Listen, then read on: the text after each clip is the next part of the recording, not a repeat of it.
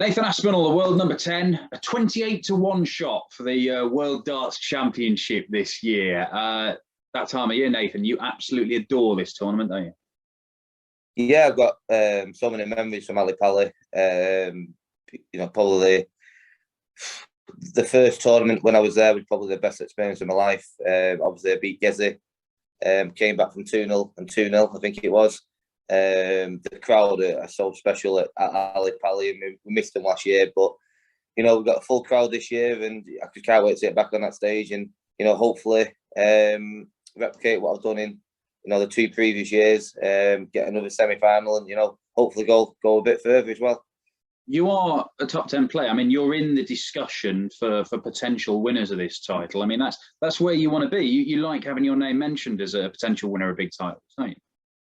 Yeah, I think over the last 12 months that putting me in that category is probably going less and less every single tournament. That's probably down to myself. I've not performed to the standard that I wanted to perform at this year, but I've still had some good results. Quarter-final of the match play, semis of the Europeans, again semi-final of the Premier League. People are quick to forget. I've had some quite successful tournaments this year. Back end of the year, I've been playing probably the best I've played in years, but just not been getting them results. So yeah, I'm confident, and I believe I can do some damage this year, and it's down to me to do that. Yeah, it has been a year of ups and downs for you, hasn't it? I mean, you mentioned some of the runs there. Very good Premier League, some great stuff. I mean, the comeback that you produced against Michael van Gerwen at the European Championship was special. Very nearly from 7-1 down, managed to win it. And as you say, the back end of the year in general has been very, very good. What do you think has sparked that return to form in the sort of last 3 months or so? Practice. I started practicing again a lot more than I have been doing. I got very lazy. Obviously, it's been so difficult for not just me, but for every sportsman really, trying to get yourself up for tournaments when there's no fans there. Obviously, it's been noted that I'm a big crowd favourite, and I love performing in front of the crowd, and that's kind of got took away from us. But I was sick to death of turning up, getting beat all the time. Pro tours. I was sick to death of just turning up week in, week out, losing first round. And, I had to look at myself that, what am I doing different now than I was, 18 months ago when it was practice. I got very lazy, and I've just started working hard again. And, yeah, I've not been getting the results, but I've been playing a hell of a lot better. I mentioned to my manager a couple of times, I actually feel I'm probably playing the best stuff of my career at the moment, even though I'm not winning titles and I'm probably not making major finals. I actually feel that I'm playing the best that I've played since I can remember. So, the tide's going to turn. Hopefully it's going to be in this tournament, because I've been playing really well, but, people can seem to be playing a little bit better when they play against me. But, I've been working hard, I've been practicing hard, and the crowd are back. And, the crowd has been a massive impact in why I'm starting playing well again. We can see there you've got some strapping on your right hand and wrist there. Do you just want to let us in on what the deal is there? Yeah, I've just I did it about 6 weeks ago. We had a stint of playing probably when I got to the semis of the Europeans, then went straight to 5 Pro Tours, and I popped something in my wrist, and it's kind of gone from my wrist all up my forearm into my elbow, and I've actually got tendonitis, which is very painful.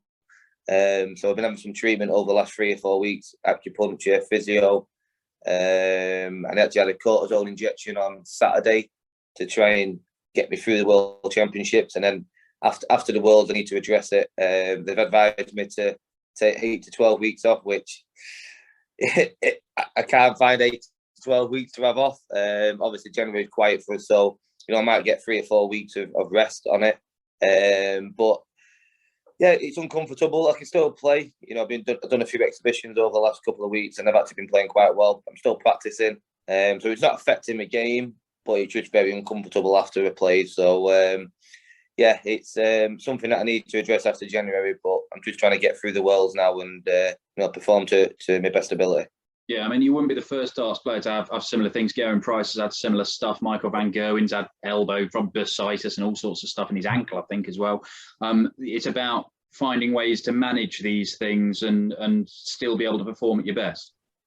Yeah, I think the difference is obviously I've not got that luxury that Michael and Gerwin have, pulling out of tournaments. Obviously we have so many different ranking systems, and I've just fell out the top 16 on the Pro Tour, which subsequently means that I've got to qualify for European events. So I've got to play in everything at the moment until I get in that position. I fell down a couple of places in the world ranking. I've had some big money to defend over the last 12 months. So yeah, I probably burnt out. I played so much over the last 6 months.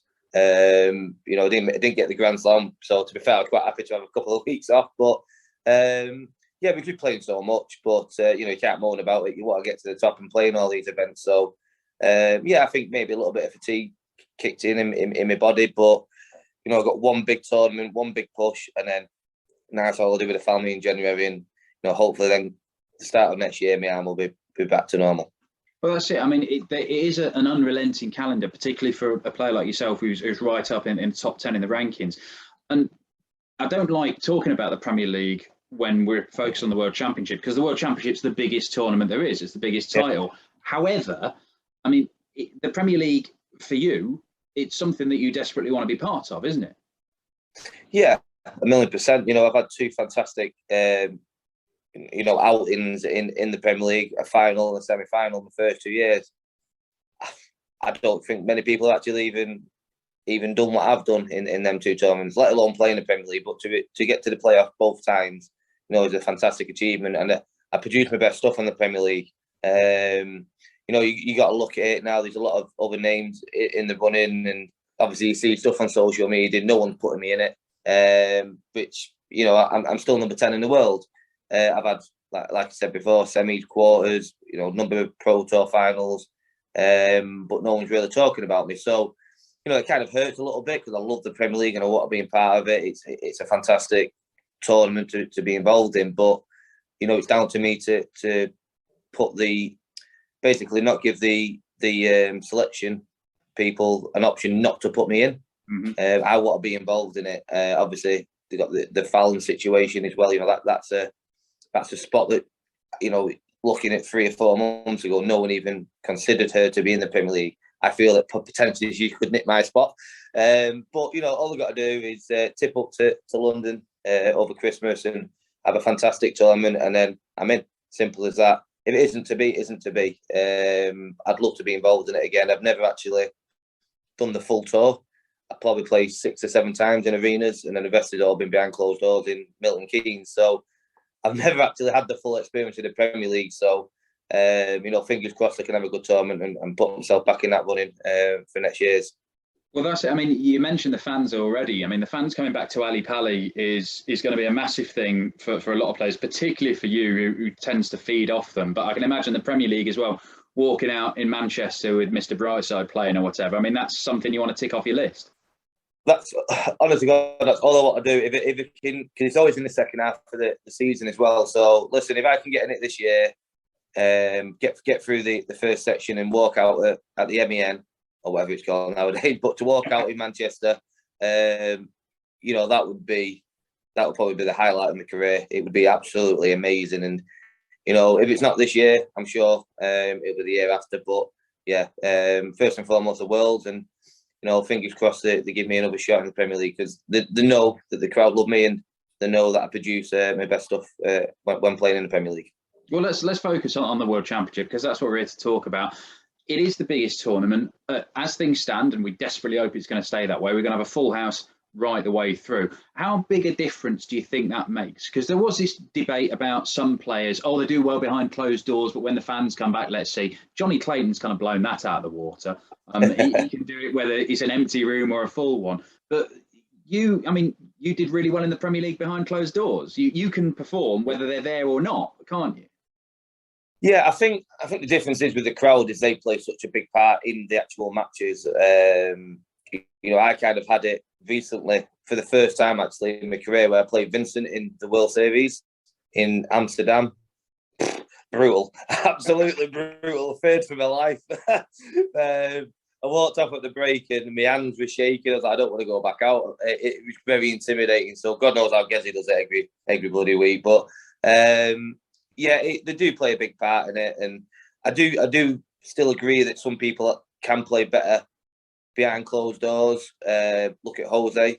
You know, I think he's struggling at the moment with the crowd. You know, he just came on the scene, and most of his career has been behind closed doors. Now the crowd are back, and like I say, if you miss that two darts at double with one dart in hand, the crowd play an impact in it. But I love that. That's what I thrive off, because I can hear them behind me. I'll ping it, and then I'll turn around and give it what I do. But yeah, they play a massive part, and you know, I think this will be the best World Championship there's ever been this year, because everyone missed it last year. Everyone is playing so well. The standard is obscene. You know, even going down, you know, it's not just the top 10 in the world. Everyone is playing really, really well. And I just think it's going to be a fantastic tournament. Well, look, we don't know who you're facing in your first game yet. It's going to be either Joe Myrnan, a guy you know very well. The legend. The legend. Or Paul Lim, right? You said you didn't like playing Vincent in the Netherlands. If you're playing Paul Lim in your first game, I'm not sure how many Nathan Aspinall fans are going to be making more noise than the other lot. I've said that to a few. I think the only saving grace is that I am actually in England, so I might get away with it not being too bad. But listen, I think Joe's been playing really well this year. I think I played him a couple of times and he beat me. I actually would like to play Paul. He's a legend of the game. I've only ever met him once, and that was at the Target launch a couple of years back, and you know, lovely guy. But I think, yeah, I never got the opportunity to play Phil in my career. I know it's a completely different gravy, but he's still a legend of the game, Paul Lim, and it'd be nice to actually play him on at the Worlds, because then I played quite a lot of them. Then I played Gary at the Worlds, played Michael, played Gezi. You know, throw Paul Lim in there is another name that we can beat. Well, that's all right. If you don't get him this year, if Joe wins that one, he'll still be qualifying for World Championships for the next 40 years anyway. So you'll get plenty. I'll be retired and he'd be still carrying on. Have you looked at the draw? Because obviously, you know, you've made the semi-final twice before, so you're looking at, you know, making that again or further. And I mean, I'll be honest, Nathan, it's a savage-looking section of the draw. I mean, immediately there's some, you know, dangerous players like Brendan or even Callan Ridds who come through that section. But then, I mean, after that, you've got Jose. We've already mentioned it, but Peter Wright's in that same quarter as well. If you're going to make another semi-final, you might have to beat the world number 2. I mean, do you feel that the game is there to go and do that sort of thing back to back to back? Yeah, I'm really glad I'm not in section 4, because that is hanging. That is absolutely vile. But yeah, no, it's like I said, touched on before. Everyone playing really well, so it is a tough draw, but I was actually quite happy with it. It could have been a hell of a lot worse. Obviously, I've got my first game, which I think if I played my game, I shouldn't have any issues in getting a result there. Then, like you say, it's either Brendan or Callum. Callum's had a fantastic rise this year, but again, Brendan's coming off a good couple of tournaments, so that game would be tough. But I beat Brendan on that stage before. I think that's a flip of a coin between them two, who I could face. But then we touch on like the last 16 potentially clash with Jose. Again, I think touching on what I said before about the crowd, I think if he's got 4,000 or 5,000 people chanting my name all the way through the game, it could affect him. Hopefully. But again, I've got Jose in my back pocket at the moment. He smashed me all my life, and I've beaten him like 3 or 4 times, so he'll know that. But yeah, it's, you know, it's not easy. But again, it could have been a lot harder. It could have been in that bottom section. I don't think I would have turned up, to be fair, if I was in that bottom section. It's really, really vile. But yeah, we'll see. Obviously, we'll get through the first game, enjoy Christmas, and then it's all eyes on then getting as far as possible in the tournament. Well, look, I know you're focused very much on your own campaign. That's the only one that matters to you. But coming into the World Championship, you mentioned how well everybody is playing. I mean, how many genuine potential champions do you think there are in this field? I mean, we've had, you know, a lot of the pundits will say, oh, anyone. Some will say only 4 or 5 could win it. Some will say it's so boring. They pick the same people all the time. Does my head in. I genuinely believe you could pick. There's perhaps 20 people out there who've got the game to win it going all the way, because nobody expected you to do what you did the first time you went and appeared there and made the semi-finals, and you played some astonishing stuff. Yeah, I've been practicing with Brad Brooks. We actually were talking about it the other day, and I actually, honestly, God, believe this year there'll be a first-time winner, a new winner. I don't think it's going to be what people think. I don't think your Michaels, your Gezzies, I don't think they're going to win it. I think they're going to go into it too confident. In my opinion, it might come back to bite me, but a lot of people are tipping Peter. His swaps and changes like no tomorrow. If he sticks to his one set of darts, then possibly, but that won't happen. So I just honestly believe that there's a new guy out there, whether it's going to be me, Johnny, like I say, Jose. I just think there's so many people, Dimmy. You don't know what kind of Dimitri's going to turn up. If he's had his baby, is that going to spur him on? Or is it going to be absolutely shattered from the night feeds?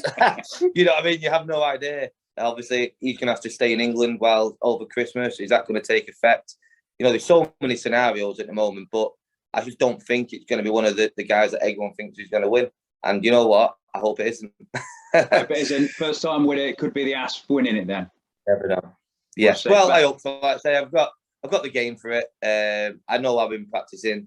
I've been playing really, really well. I've been playing well for the last 3 or 4 months, and I've not been getting them results. So, what better way for the tides to turn than in the biggest tournament of them all? And that's what I'm hoping is going to happen.